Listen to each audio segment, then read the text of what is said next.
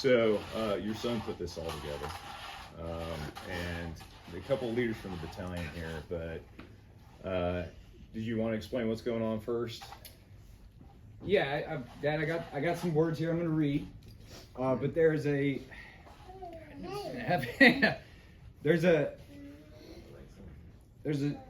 special society within a society, if you will, in the armor and cavalry community. And you know, I feel like you missed out on a lot of things in your career, and you gave a lot. And so I wanted to try to make that right.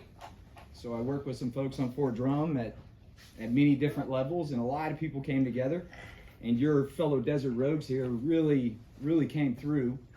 And today we want to knight you in the Order of St. George. Awesome. Okay. So, sir, first of all, welcome back. Desert Rogues are a proud battalion, right? And it stretches all the way back to World War II. And you built some of that legacy of your time here, right? And so, behind you, you know, one of the key highlights of your time here, October 3rd, 1993, Black Hawk down in Mogadishu. This battalion task force was activated and flown out. Yeah, I flew very rapidly there on a C-5A Galaxy with an M1 in the back. Wow. And so, believe it or not, we're posturing to do a similar mission this fall as a battalion. So, as we talk to our leaders in the battalion, we're talking about that era because you guys did it, right?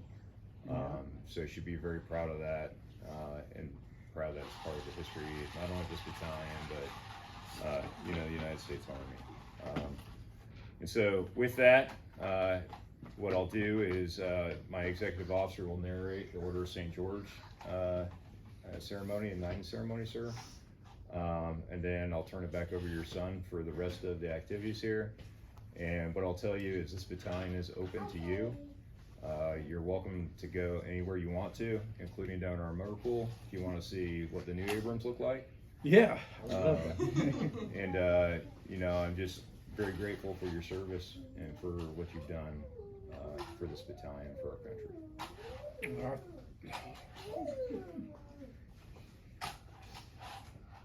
Hard to prepare a speech when you don't know you're giving a speech. No. We'll give you some time to think about it, so we'll go through this and then we'll give you some time, okay? All right, so sir, family, friends, team, I'll start off by sort of narrating a bit of the history of St. George and what the order means, and then we'll transition into the ceremony. So St. George was born in 280 AD in the region of Greece known as Cappadocia, where he was known as the Nestor of Cappadocia and was a member of the Roman Emperor's mounted guard. In 303 AD, the emperor issued a decree to destroy all Christian churches and sacred writings while outlawing the Christian faith. The Nestor, a recent convert to the faith, tore down the written order and stood against the emperor. For his act of bravery and defiance, he was imprisoned, tortured, and finally executed. After word of his sacrifice spread, early Christians changed the Nestor's name to St. George, a saint that would symbolize bravery, dedication to faith, and decency. Later in the 12th century, more than 1,000 years after his execution, the citizens of a small Italian village claimed to have seen him appear suddenly out of the mist to slay a fierce dragon that had been tormenting them. This heroic image of St. George defeating the dragon symbolizes the gallantry and righteous bravery of mounted warriors and the ultimate victory of good over evil. Throughout history, warriors of many nations have related accounts of St. George appearing on battlefields to help the righteous achieve victory. St. George is unique among all of the saints in that he is the only one portrayed as fighting while mounted. His name has been linked to famous battles, military orders, and cavalry forces around the world. In fact, to this day, the Red Cross of St. George is the main element of the national colors of Great Britain, the Union Jack. In 1986, the United States Armor Association established the Honorable Order of St. George to recognize the very best tankers and cavalrymen among its members. To all here present, know ye that Staff Sergeant Retired Robert A. Brooks having been recognized for long and honorable service to armor and cavalry, is hereby admitted as a distinguished knight in the Order of St. George, Black Medallion. Awardee, when ready, sir, please kneel to receive your knighthood.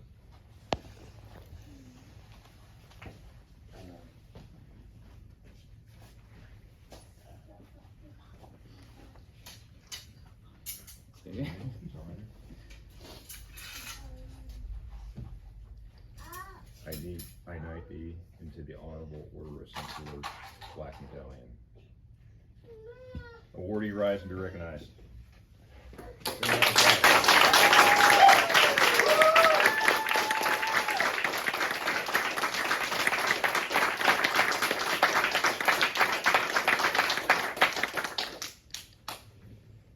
Hold fast.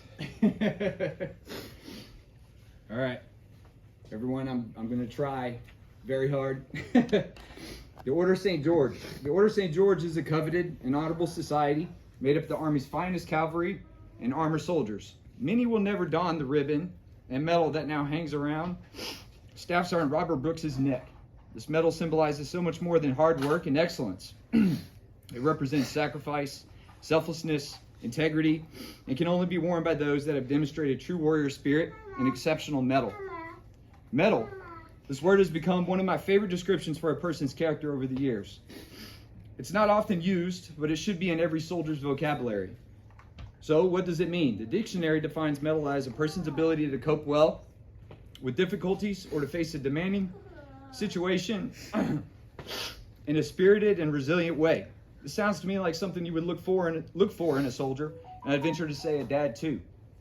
So, Dad, let me tell you what I think about your mettle.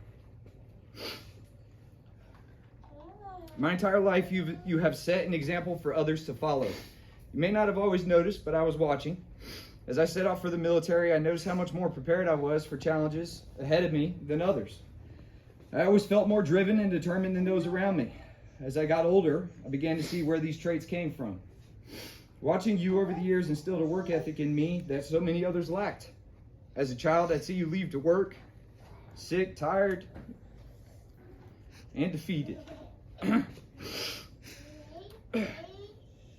You always had a way of picking yourself up, putting your armor on, and conquering whatever it was that needed to be done. Like a locomotive at full speed, you seemed unstoppable. I finally remember you taking me to work and listening to the reverence your fellow tankers had for you. You'd walk away, and someone from your company would walk over and simply say, "Your dad is badass," or refer to you as a friendly moniker you had earned over the years, the Tanker God.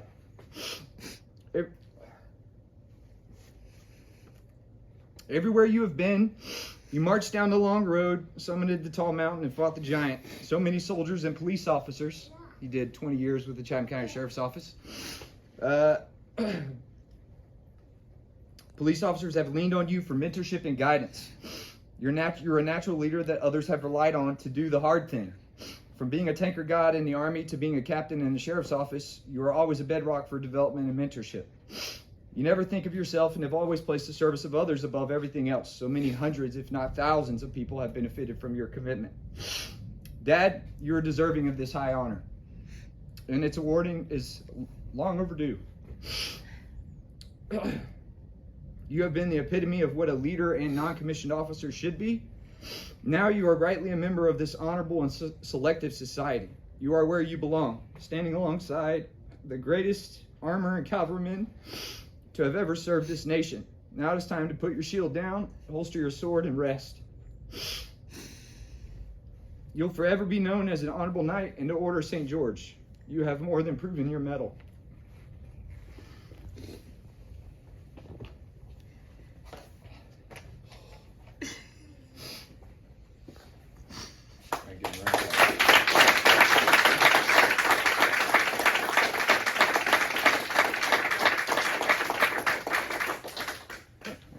Now you got to talk. Well, this is an amazing surprise. I was sitting on the couch.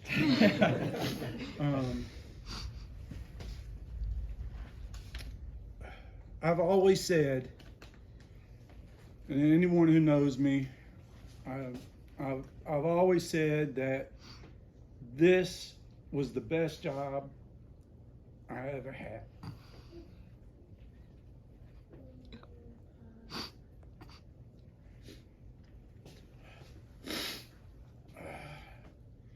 I got to do some great things when I was active duty and when I was National Guard. When I patrolled the East-West German border, I patrolled the Czechoslovakian border, I've been to Somalia, got to do a lot of great things, and I miss it.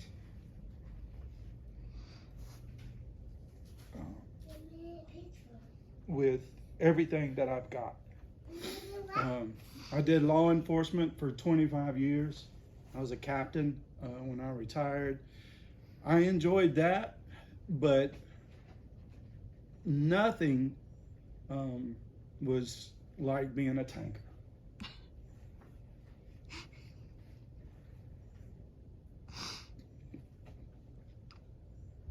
Sorry. You don't have to be sorry. But it's amazing, and I appreciate. I really do.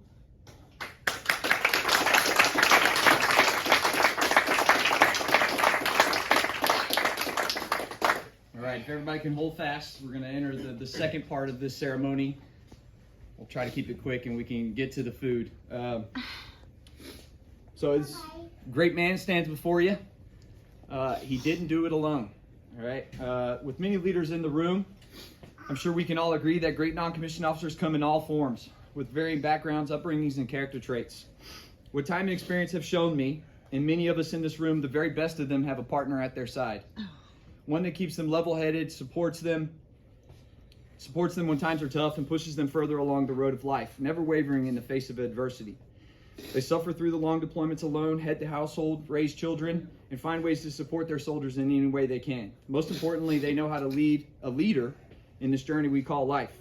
Mom, you are the embodiment of that person. When your story is written, it'll be a tale of overcoming adversity, sacrifice, love, and commitment. When I started collecting my thoughts on what to say today, I found myself overwhelmed with the many areas you impacted this family. Going back to when it all started, you lost your mother as a baby, were raised by your grandparents, and then left your home as a young woman to a country you've never visited before.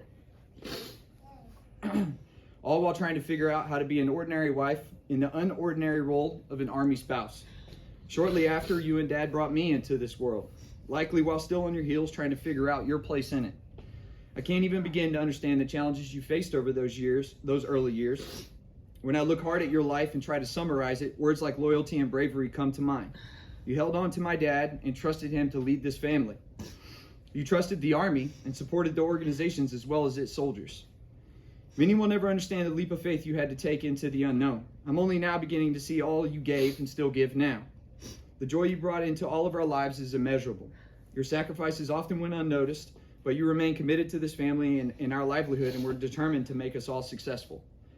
God's word tells us in Proverbs 31, 25, 29, strength and dignity are her clothing, and she laughs at the time to come. She opens her mouth with wisdom, and the teaching of kindness is on her tongue. She looks well to the ways of her household and does not eat the bread of idleness. Her children rise up and call her blessed, her husband also, and he praises her. With many women have done excellently, but you surpass them all. Mom, you have been a blessing to all of us. Your soul leaves an imprint on everyone you encounter. You raised Stephanie and me into hardworking individuals with morals and principles. You stood by Dad's side in the highs and lows. You supported all of our careers and always put yourself second. This family and the Army are forever indebted to you and all you have selflessly given. I hope more than anything that these few words have encapsulated the hard work you have done and how each of us is better because of you. You've excelled as an Army spouse, a mother, and a wife. Because of this, I felt compelled to share your story with Major General Gregory Anderson, Commander of the 10th Mountain Division. In recognition of your sacrifices, I'd like to present to you a certificate of appreciation on behalf of Major General Anderson. Mom, I love you, we love you, and thank you for always being there when we needed you.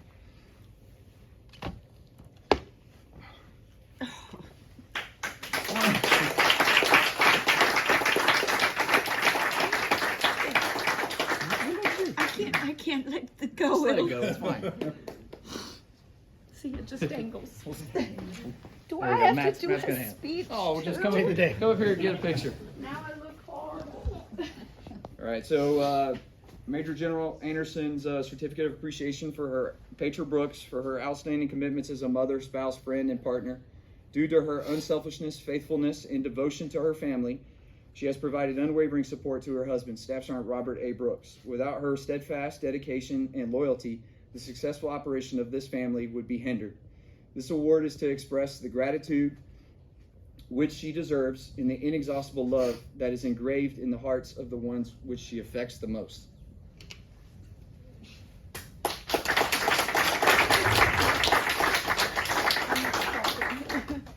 I'm not talking. Okay. Desert Rogues, I can't thank all of you enough, sir. I really do greatly appreciate it. I think you can see the impact that you were able to have on my family. I'm PCS into Germany. This is my last time that I'll be seeing them prior to getting over there. So I want to thank all of you for still facilitating this for my family, to recognize my parents. I really, really do appreciate it. I want to thank my career counselor family over here. We see each other not very often. Sergeant McDonald, I had no clue who she was. I found the 164 career counselor. I reached out to her, and the family that is our field of career counselors, enabled this to happen. Sergeant McDonald, thank you so much for helping coordinate this and working with your chain of command. I really do appreciate it. It means the world to me, and thank the rest of you for attending. Yeah, you guys are welcome as long as you want to be here. You're welcome in any part of the battalion. I ask that you guys please congratulate them. And thank you so much for the example that you Thank are. you, sir. I really appreciate it. Thank you so much. I loved tanking, and Yeah. I still talk about it today. It's We had to nothing better. move. Look, we're short on tankers if you want to come. Sir? All right. As the command career counselor for 10th Mountain Division, wow. I want to thank you. Wow. Appreciate that. Thank you very much. Oh, and there was one more thing I forgot. Major General Anderson had a little slight at 3rd ID, and so we know that this is the Rock of the Marne, but Mom, this is for you. This is for you to be on top of the mountain. You're not-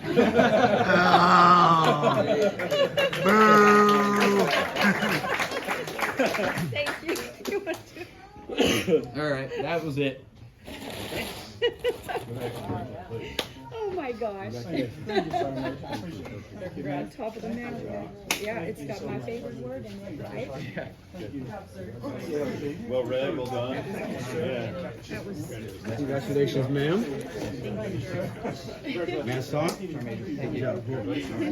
Great job. Thanks for coming, you guys. Thank y'all so much for coming, sir.